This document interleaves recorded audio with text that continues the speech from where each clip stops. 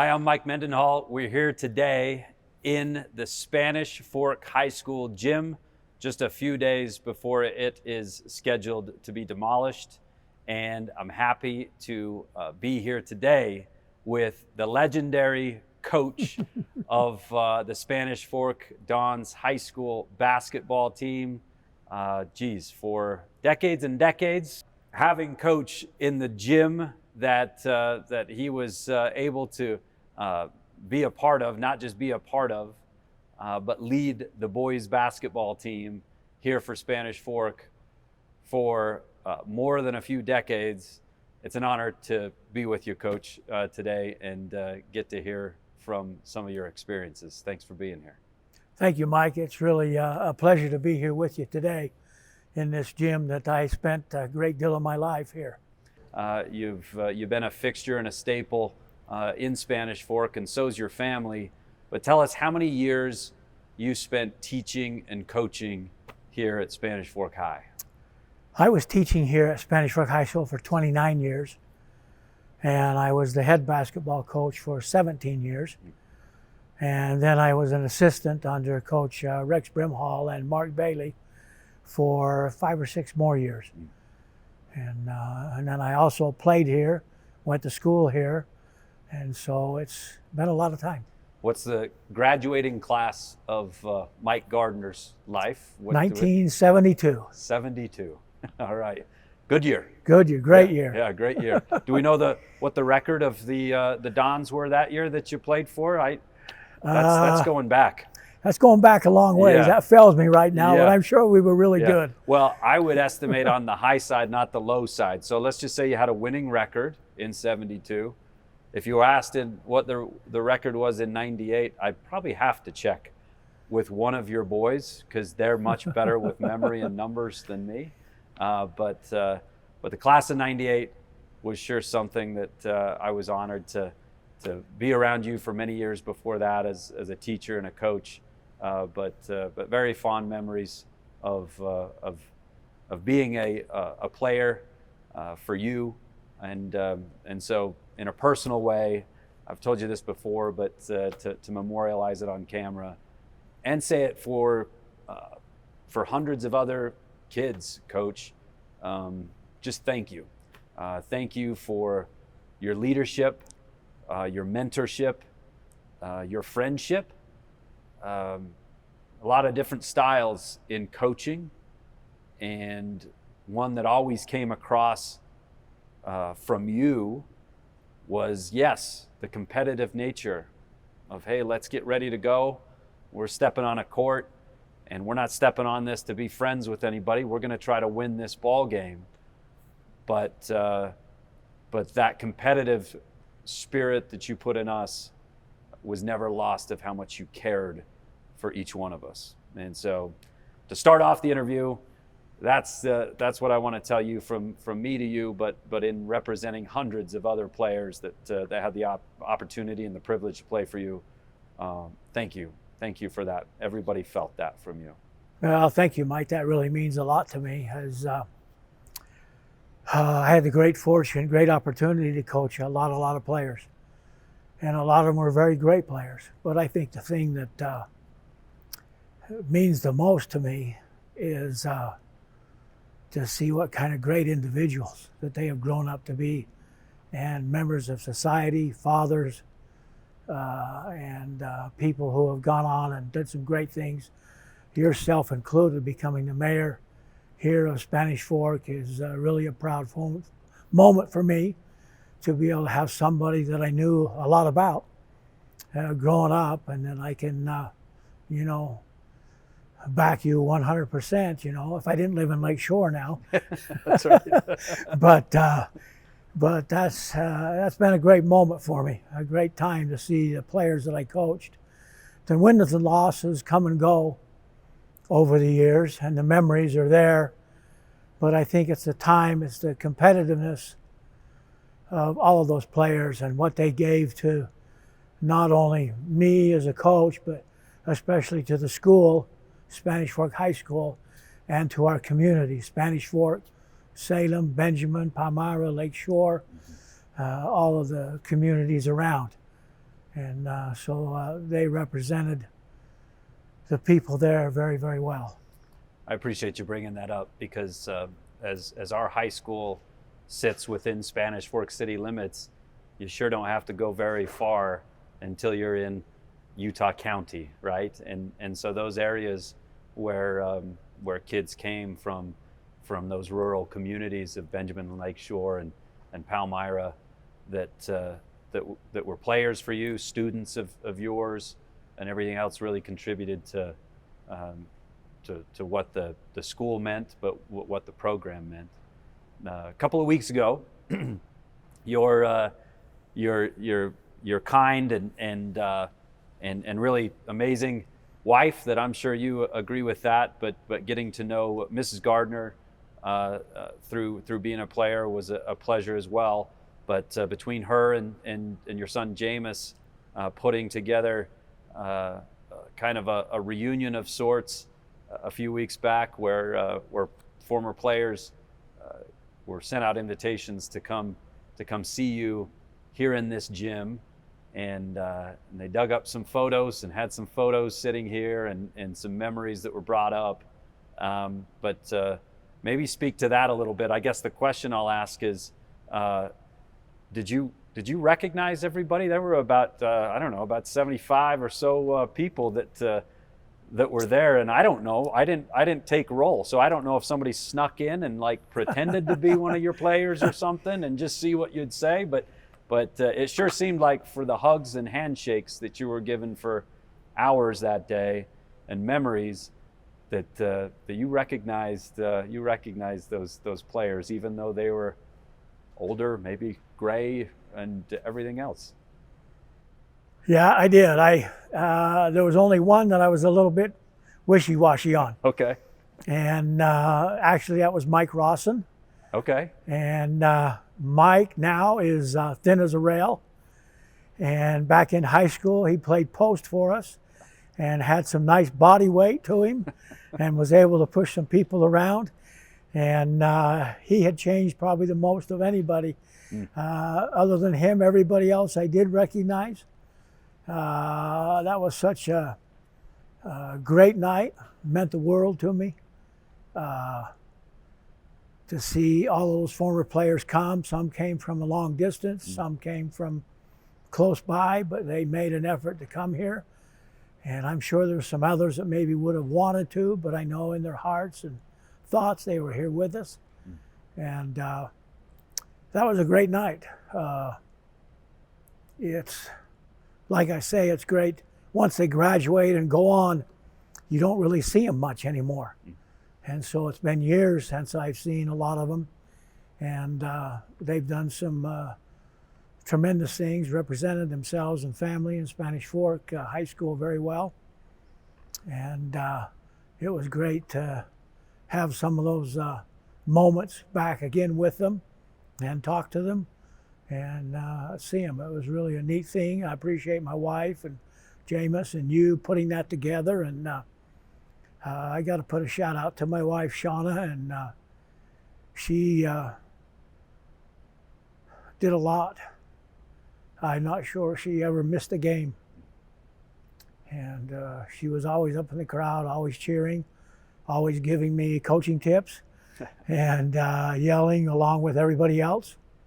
And she would, when my kids were young, she would pick them up after school, bring them here to the gym, drop them off, and they would go upstairs kind of to the wrestling area there and play, or in the other gym. And this is where they grew up. And so it was kind of a family affair. And they've got a lot of great memories here. And I remember my youngest son, Matt, he used to memorize everybody's numbers. And he would remember them. And the other kids were all ball boys, water boys. And that was really something that they were very, very proud of, to be part of Dad's team, the school team. And so it was really a great thing for them to be part of this journey. Just you saying that brings back a flood of memories for me. but rewinding your life and thinking about you and Shauna being a young couple and being asked to take on a role and hey, you could coach this basketball team. It probably did turn into certainly a joint effort there, right? I mean, you're a young dad with young kids, and the time that it takes for practices and games and everything else that goes into being an effective coach, sure did end up being a Gardner family affair. Yeah, it really was. You being a father figure for myself, but a lot of your players, I will go back to being appreciative of, I think on our 98 roster, I had to do some begging and pleading that it looked like I think everybody else that was listed on that senior roster started with, and back then, I don't know if we still do, but back then on the program, it listed your name, your number, what year you were in school, and then your height. And everybody was 6s, except Mike Mendenhall was, I think, a generous 5'11". And I think I begged long enough, pleaded long enough that, and maybe you didn't even know, but the program got changed to stretch me to 6 foot. And so then it was 6s all the way down, which was a little bit better for me, for my pride, you know. Definitely, yep, for sure. Tell people watching this what it meant. You coached, you were able to coach 3 of your sons. Jameis, your oldest son, had the opportunity to play and grow up with him, and eat dinner at your house a lot, prepping for games and after games and everything else that we did. But maybe touch on that a little bit more. What did it mean? I mean, you got a lot of young men that are now older men that feel like you're a father figure, but there were at least 3 of your sons that played basketball while you were here too, and now grandsons that are playing basketball you're watching. But what did it mean to be able to coach them and watch them? Well, I think the longer I've been gone and the more coaches I see around and the more sons of those coaches I see around, I was very fortunate to be able to have 3 that were good enough, gifted enough to be able to play, because that's not always the case. And those 3 played for me. My son Jordan did not play for me. He fell in love with horses, and that's got our family into a lot of horses. And he's our in-house trainer. But I remember him coming to me. I think it was his sophomore year. He played as a 9th grader, and talked to him, and he said, "Dad, I just don't think this is for me." And I think that took a lot on his part. And sure, I wanted him to play, but he knew that he quite wasn't there skill-wise. It was amazing because he knew the plays better than anybody. But he didn't have the skill. And so that was kind of a big moment for him, I think, to realize that and to make that decision. And yeah, he was always there with us. My other boys, Jameis and Gavin and Matt, all played a lot. And we're very fortunate to do that, and had a lot of great moments, and made me very proud that they were able to do that. And I remember Jameis playing in a game over at Payson High School in your year, and it was a really close game at the end. And at the end, it was kind of the buzzer shouted, everybody stormed the floor, and he got knocked down or something and ended up down on the floor. And he kind of came up a little bit aggressive, to put it mildly. And he might have pulled a Danny Ainge or somebody and bit somebody on the leg or something, maybe, to get him off of him. I shouldn't say that maybe, but seeing crazy things like that happen in sports. And they always say it's the worst of times and the best of times. And but those best of times are really something. And but I think the thing that I can say about my boys is how hard they worked in practices and games, and they never shirked their duty to their team, to their coach. Jameis and Gavin and Matt were three ballers. I think that's what the kids call them these days, ballers. But they were very talented basketball players that had work ethic like none that I'd seen. They were Jameis and Matt being, or Gavin, Jameis and Gavin being closer to my age, and I know Matt did it as well, but in the gym before and in the gym after and in the gym growing up, you could definitely see their love for it. And I appreciate you mentioning Jordan, because Jordan's got more trophies in a trophy case for the world he's in horses than any of those other three boys could dream of for basketball trophies, right? Yeah, he's been successful. Been very successful at doing that, and Yeah. really helped us out a lot. Yeah. Yeah, That's, I guess I need to bring up one more baller. Yeah. And that was my daughter Kate. yes. Yeah. And she also played for the girls team here, and played really well, played really hard, and was very aggressive, and I sure appreciate her and the time.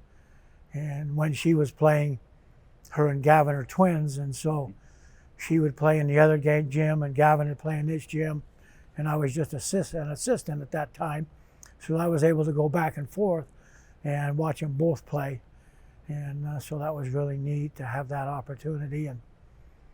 And I think you mentioned something around the dinner table, and oftentimes maybe we had too much coaching around the dinner table, or late nights after games in the bedroom, and talking to my wife and talking to the boys. And I think at times Shauna had to use a little bit of her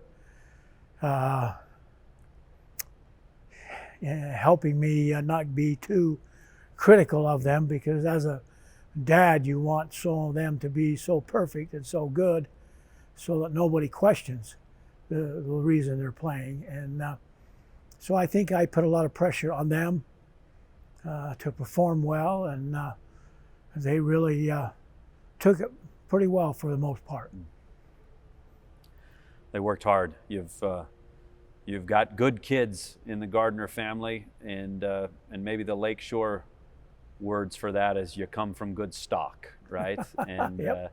And that's what you and Shauna should certainly be proud of, because those kids were good basketball players. They're good horse people. They're talented. They're successful in their professions now that they do, but they are good human beings too, and that speaks a lot to you and Shauna raising them right. So should feel thank good you. about that. Thank you. I do remember the game where Jameis come up swinging. He was kind of a more, he's a gentle guy, and unless we were in practice, going up against each other or something. But that game where they stormed the court and he was on the bottom of it for a minute, he came up with fire in his eyes and was throwing some pretty good haymakers. If basketball wasn't going to work out, I was going to say, hey, maybe you should see if there's a boxing class that we need to get into or something. So it was fun.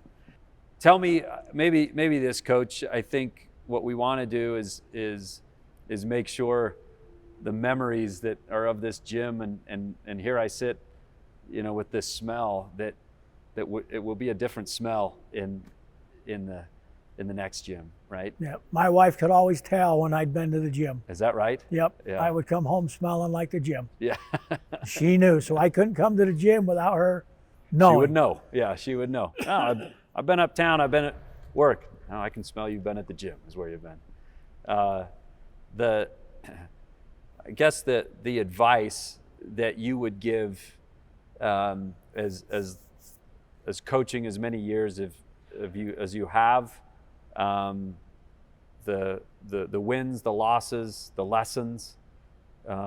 What advice would you give? The dads that are watching this, that they signed up to be a coach for for baseball or basketball or football or soccer or whatever sport they're doing recreation league wise, and they said, we need coaches. What advice would you give those moms and dads that are coaching their little kids from 6 and 7 years old all the way up till their high school age, and they can hand them off to another coach? What would you tell them? I'd probably try to, or tell them to try to teach them to love the game and have fun in the game. And maybe as a young player, it's easy to put a lot of pressure on them when they're young, because you want to, as a dad, to see them succeed. And oftentimes it's always difficult. Once they get to the high school, I mean, there's only 5 that start. And that's a small number compared to a lot of the other sports. And so it really, the opportunities there are very few kind of for those that are gifted enough to make it. But I think it's a sport you can play for a long time. And you really enjoy it in the city leagues and other places, and excuse me, and play with your friends and teach them to love the game, to have fun in the game, and just get out and encourage them to practice, because practice is where it goes. Tell them to get some coaching from people who know the game. One of the coaches, college coaches, that I always admired a lot was Jimmy Valvano. But he has the Jimmy V Foundation now for cancer. He passed away at a young age for cancer, and he coached at North Carolina State and won a national championship there, and passed away shortly after that, actually. But I remember I listened to his speech that he gave at the ESPYs, I think it was. He said that you as a coach or a person should do 3 things. And the first one is that you should try to laugh every day. Have something that makes you laugh and encourage you to feel good about life, and to laugh every day.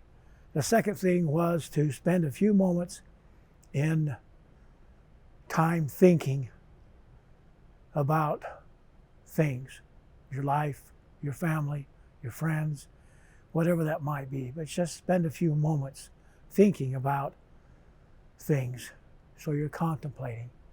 And the last thing he said is to be involved in something that would move you emotionally, maybe even bring you to tears. So I think if you can do those things, I think you can have a great life. Not just a basketball life, but a great life in general. And your kids can as well. And so I remember young kids coming down to the Spanish Fork Dons camps and getting involved in those early and playing and practicing. And we got red and gray basketballs and put Spanish Fork on them. And that was always fun to see, to drive around the town and see a kid out there practicing on his driveway and see one of those red and gray basketballs. And that really kind of meant a lot to me, and it was kind of a neat thing to see. So, yep, you love your kids, encourage them, and try not to be too pushy, I guess. So it's not enjoyable for them. Boy, I remember those red and gray basketballs that said Dons on it, and it meant that you'd been to the camp. And I remember as a young boy, before being in high school, and you and your assistant coaches and the high school players that you had helping you with that camp, of letting us know that it meant something. It meant something that you were here. It meant something that your parents took the time to send you here, and it meant a lot. It did mean a lot to us kids that were taking a basketball home, and every time I saw it, it reminded me, oh, I better remember that free throw. I remember beef. I better keep my elbow in and follow through and everything else. And that ball just reminded me of it. So another great memory. Yeah. What other, as this gym is scheduled in the next couple of days to not be a gym anymore, and you sit here and I know it makes you emotional. It makes me emotional. what do you want people to remember of most of all of your time spent in this gym, and not only what it meant maybe for you, what it meant for the community. That was nights that the whole city came out to watch your teams play. I think that's what I was going to say. The biggest thing is how this place used to be packed. I mean, it was full on both sides, the upstairs, a lot of people standing, and it was an event. It was something that you did. Nowadays, there's a lot of things that draw people away, different activities, but there's nothing more exciting and memorable than being in a packed gym, playing Payson, Salem, Maple Mountain, Springville, or somebody else. But those mean a lot. And as a student body, they can get behind that. And I guess I'll put a plug in. We're going to open up that new gym next year. Let's fill it. Boys and girls, let's fill it. And get in there and get behind people, make an event. Bring your families, bring your friends, grandpa and grandmas, whoever it is. And you might not know anybody on there, but there's probably somebody there that might be in your ward, in your neighborhood, and come and support them. They might be in the band, they might be in the cheerleaders or the drill team, but make it an event and make it, and I guarantee you will enjoy it. Couldn't have said it better. That's a great plug, and a great way to remind people of what it means to kids, and what it means to the community. To regardless of how big we get, it sure makes you feel small when you come out to a high school game and see people and interact with each other. Coach, I can't thank you enough for everything personally you've done for me in my life, and hundreds of others. Kids in your classroom and on the basketball court, but thank you from the city as well. You do have a legend that you've made here as a coach, and teams that were successful, that played the game the right way, and that's because they followed a coach that taught them the right way. Anything else you'd like us to know as a city or people watching this? No, I don't know. I just think looking back in life, I don't know what else I would have done. Probably would have ended up a farmer, but that's hard work. That's hard work, yeah. I got to come in a gym where the weather wasn't a problem. It was always climate control, and my court was always ready to go. And it's a great opportunity that I had to be here. I loved every minute of it. I loved coaching. I really did. And it meant the world to me to be part of something and to try to help those players and parents and community come together and be part of something that they can be proud of. And we all hope we did that, from assistants to managers to players, administration to students. It just means a lot to be part of something. And I felt like we were. You certainly were. Thank you for allowing us to interview you, to talk to you about this and share those memories before this physical place is no more, but those memories will never go away. And so, Coach, can't thank you enough for everything, again, from this community. And we sure appreciate all the years, all the time, the blood, sweat, tears, the effort, and everything you got out of these teams, but everything that you've given to this high school in this city. Thank you so much. Thank you very much. Yep, we appreciate you. Wouldn't have it any other way. Yeah, thank you. That'll do her. From La Hacienda. Goodbye, old friend.